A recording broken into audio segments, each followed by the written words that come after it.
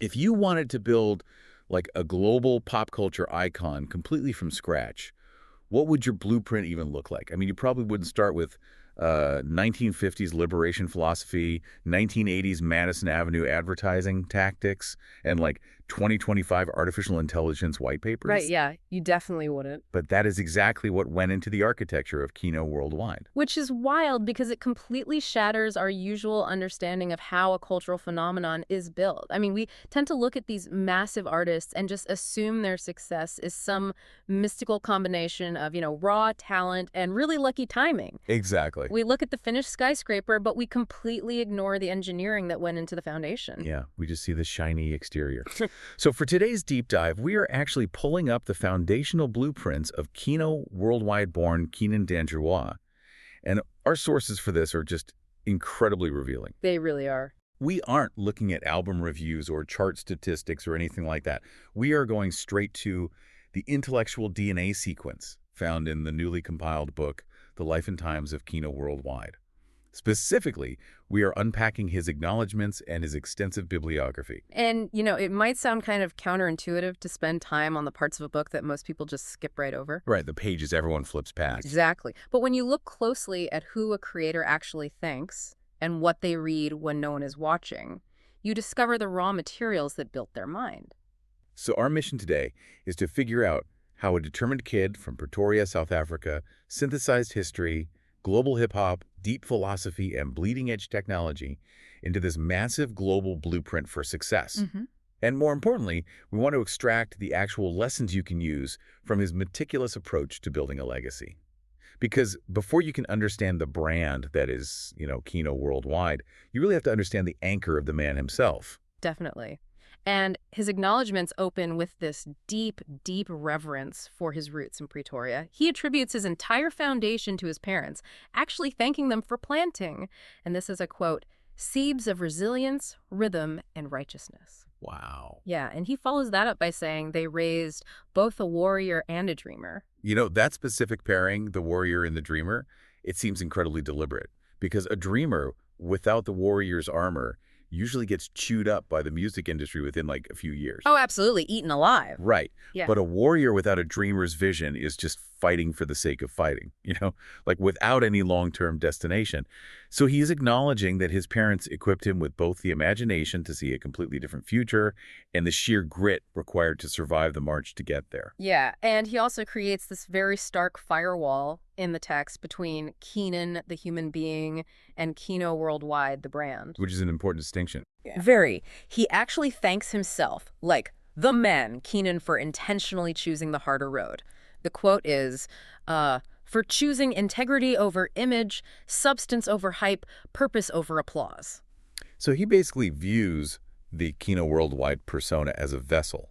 It's a tool he wields rather than like an avatar that just consumes him entirely. Exactly. But, reading further down, he does something that made me pause a bit. He dedicates a pretty significant paragraph to his critics. Yeah, the critics section. Right. He writes, to every critic, doubter, and silent observer, thank you. Resistance refined me, absence strengthened me, noise clarified my signal. Now, I have to challenge this a bit because thanking the critics feels like the ultimate cliche, doesn't it? It does sound like it on the surface. I mean, every artist has a shout out to my haters moment. It usually just feels like a PR spin on a really simple revenge narrative. So how does his perspective here actually offer, a useful tool for dealing with the obstacles in our own careers? Well, it looks like a cliche right up until you examine the specific mechanical language he's using. He isn't taking a posture of victimhood, and he isn't just gloating either. Right. He is using terms deeply rooted in physics and audio engineering, like resistance refined me, noise clarified my signal. In electrical circuitry, resistance isn't a bad thing at all. Oh, interesting. It is the fundamental property that allows you to actually control the flow of electricity so it can do actual work like lighting a bulb rather than just causing a massive destructive short circuit. So he's taking the concept of a real-world obstacle and repurposing it into almost like an acoustic tool. Precisely. Yeah. I mean, in a modern environment of just infinite digital distraction, the noise of doubters forces a creator to turn up the power of their own signal. That makes a lot of sense. If the room is loud, you have to be undeniably clear about what you are trying to say. He isn't just surviving his critics, he is actively using them as a tuning fork. Man, the obstacle isn't blocking the path. The obstacle is the sandpaper he uses to sharpen the blade. Which kind of brings us to the actual materials he used to construct that signal. Because a strong character and resilience are great, obviously, but they are just an empty engine until you put fuel into them. And that fuel is his reading list. Yeah, this is where we dive into the bibliography of this book. Looking at this list, it is just dense. It is a staggering library of influences. Honestly, what stands out immediately is how he bridges these massive, massive gaps between totally disparate fields of thought. Let's run through the primary texts, and just to be absolutely clear for you listening, what's fascinating about this list isn't the specific politics of the authors. We're not taking any sides here or endorsing the viewpoints. Right, absolutely not. What's interesting is how Keeno viewed these works purely as structural blueprints for creating systemic change. So we see Nelson Mandela's Long Walk to Freedom, Steve Biko's I Write What I Like, Frantz Fanon's Black Skin, White Masks, Angela Davis, Bell Hooks, Akil Mbembe. Yeah, these are monumental works. They're heavily focused on decolonizing the mind and understanding the invisible structures of power in society. When Frantz Fanon writes about the psychological weight of colonization, or Steve Biko writes about reclaiming Black consciousness, they're detailing the actual mechanics of liberation. Keeno is studying these texts to understand how massive generational shifts happen at a human psychological level. But then, sitting on the exact same shelf as Fanon and Biko, we have Jay-Z's Decoded, we have Kanye West's early creative notes, Drake's production logs from OVO Sound. It's quite the contrast. And even further out of left field, he includes Malcolm Gladwell's Outliers and David Ogilvy's classic book, Ogilvy on Advertising. Which really begs the question, how on earth does a 1980s Madison Avenue advertising executive fit into a syllabus on liberation philosophy? Right. My initial thought is that it's like he built a pop culture centrifuge. Oh, I like that. He's taking these incredibly dense, heavy philosophical works and spinning them at high speeds through hip-hop production, basically separating out these easily digestible particles of liberation that anyone can consume. The centrifuge analogy is perfect, honestly, because it explains the exact mechanism of his success. Keeno understands that profound cultural commentary is completely useless if no one is actually listening. Yeah, exactly. You can have the most vital philosophy in the world, but if it is buried in some dusty academic journal, it doesn't shift the culture one bit.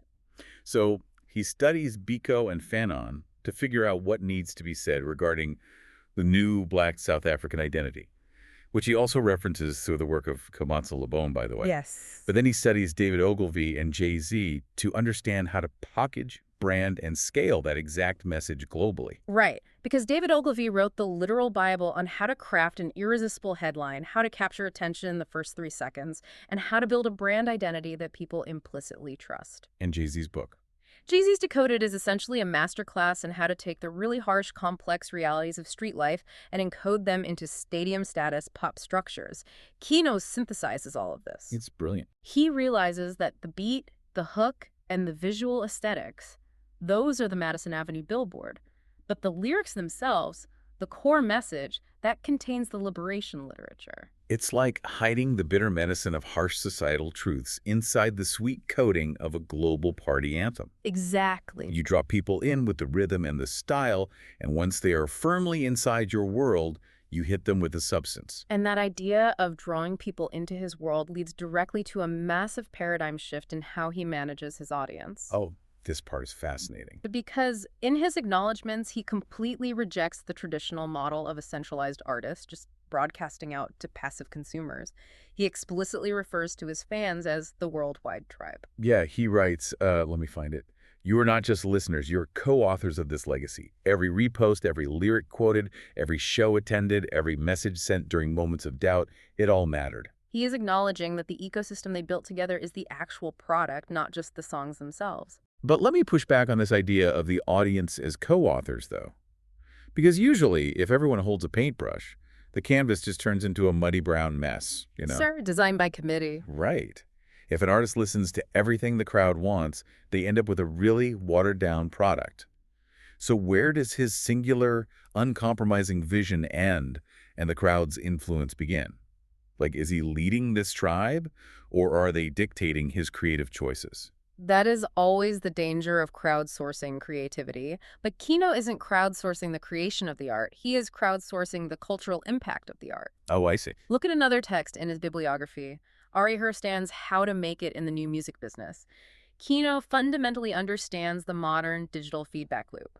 In the digital age, a piece of art isn't finished when the artist exports the final audio file. That's just the beginning. Exactly. It is only finished when it actually interacts with the culture. So when a fan takes, like, a 15-second clip of a song, applies it to a deeply personal moment in their own life, and posts it online, they're adding a brand new layer of meaning to that original work. Yes. They are literally co-authoring its legacy. The art is the spark, but the crowd provides the oxygen that turns it into a cultural fire. That's a great way to put it. He specifically thanks his digital team and his creative partners for realizing they weren't just releasing music, they were building an ecosystem, a movement, a blueprint. By treating fans as stakeholders rather than mere consumers, he secures a totally self-sustaining community. And he ensures that this massive global structure doesn't just float away by tethering it to his day ones. The foundation. Yeah, he dedicates this really moving section to the people who shared cramped rooms, cheap meals, and unfinished beats with him long before he had platinum plaques. It keeps the whole ecosystem grounded in reality. And for anyone listening right now, regardless of your field, there is a really profound operational lesson here. Oh, so Whether you manage a corporate team, or you run a local business, or produce content from your living room, you have to ask yourself, are you just talking at an audience? Or are you actively engineering an ecosystem where the people interacting with your work actually feel a sense of ownership in the movement? that is the ultimate question. Okay, so we've mapped out the resilience of his Pretoria roots. We've seen the synthesized blueprint of liberation theory and Madison Avenue branding, and we've explored this massive co-authored digital ecosystem. How does a mind like that compare for what comes next? Because the final section of his bibliography takes a pretty wild pivot into tomorrow. It really does. He turns his focus directly toward the absolute technological frontier. We jump from historical philosophy right into the deep end of the future. The sources reveal this heavy fascination with artificial intelligence. Yeah, it's a huge leap. We are talking about internal white papers from the MIT Media Lab on AI and the creative arts. Ray Kurzweil's The Singularity is Near, Eric Brynjolfsson's The Second Machine Age. He even includes his own private archives of AI vocal processing demonstrations, ranging from, like, 2023 to 2025. Let's briefly define what he's looking at here, just for context. Kurzweil's concept of the singularity refers to this hypothetical future point where technological growth, specifically artificial intelligence, becomes totally uncontrollable and irreversible, vastly surpassing human intelligence. Right. It's the sci-fi stuff that's becoming real. Exactly. And Brynjolfsson's work deals with the massive economic and societal shifts that happen when machines can perform actual cognitive tasks, not just physical labor. Keeno is recognizing that AI isn't just like a cool new synthesizer. It is an epochal shift that will fundamentally alter how art is generated and consumed forever. But the truly mind-bending part is what he pairs this hyperfuturism with on the shelf. Right next to the MIT Media Lab and the AI vocal processing models, we have Lao Tzu's Tao Te Ching, we have the ancient poetry of Rumi, we have Eckhart Tolle's The Power of Now, and the psychological frameworks of Abraham Maslow. It is the ultimate juxtaposition. He is literally meditating in a server room. That's exactly what it is. Yeah. But what is the mechanical logic of pairing a 2025 AI processing model with the Tao Te Ching? Like, is he looking at artificial intelligence not as a threat that will replace the artist, but as an instrument to express ancient human truths? I think it comes down to understanding scarcity. Look at all the anxiety surrounding AI right now. The big fear is that machines can generate infinite amounts of synthetic content with perfect pitch, perfect grammar, perfect visuals. Right, it can do everything flawlessly. Exactly. But when perfection becomes cheap and infinite, what actually becomes valuable? Imperfection. Humanity, the actual soul behind the prompt. Yes. Presence and purpose. Keeno understands that in an era of overwhelming information overload and machine-generated art, the only way to effectively wield a tool as powerful as AI without being totally consumed by it is to have an incredibly strong psychological and spiritual center. Wow, so Eckhart Tolle's Power of Now, which is entirely about absolute presence. Yeah. Being so firmly rooted in the current moment in your own consciousness Yeah. that external chaos cannot shake you. Exactly. And Taoism, via Lao Tzu, focuses on the unchanging natural flow of the universe. Right, because if you don't know exactly who you are, the AI will just use you as a meat puppet to pump out algorithmic noise. The tool will outgrow the master. Precisely.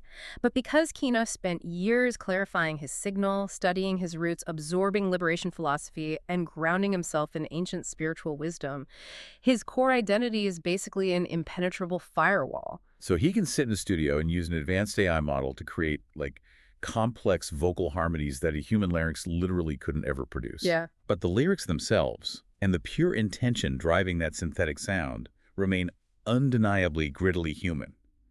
The AI is simply a louder, more efficient amplifier for the exact signal he spent his entire life refining. It is a masterclass in intentionality.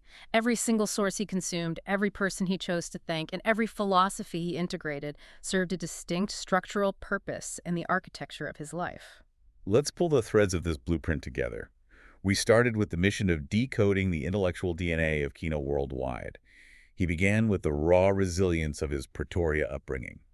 He took the friction of his critics and used it as acoustic resistance to clarify his own voice. He educated himself with a staggering combination of revolutionary societal critique and pragmatic, ruthless business acumen, creating a powerful vehicle for his message. He used that vehicle to build an interactive ecosystem, a worldwide tribe, where his fans actually provide the oxygen for his cultural fire. And finally, he is navigating a hyper-advanced AI-driven future by using the compass of ancient spirituality to ensure the soul of his work remains deeply human. In his acknowledgments, he leaves a really profound message directed at the generations that will follow him. He writes, "This book is both blueprint and bridge. May you walk further than I ever could.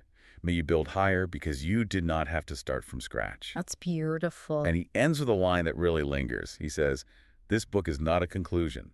It is an echo." Which I think leaves us with a highly relevant challenge for you, the listener. We've just spent this time analyzing the intellectual DNA that built Keeno Worldwide. But consider your own daily inputs for a second. Yeah, look at what you're taking in. Look at the algorithm on your phone right now. Look at the videos it feeds you, the ads you are served, the podcasts you consume, and the voices you allow into your head on a daily basis. If someone were to look at your personal bibliography, what story does it actually tell? Are you consuming the raw materials needed to engineer your own ecosystem? Or does your algorithm show that you are just a passive consumer trapped inside someone else's blueprint? In an age where the technology is literally designed to capture your attention, are you programming the machine or is the machine programming you?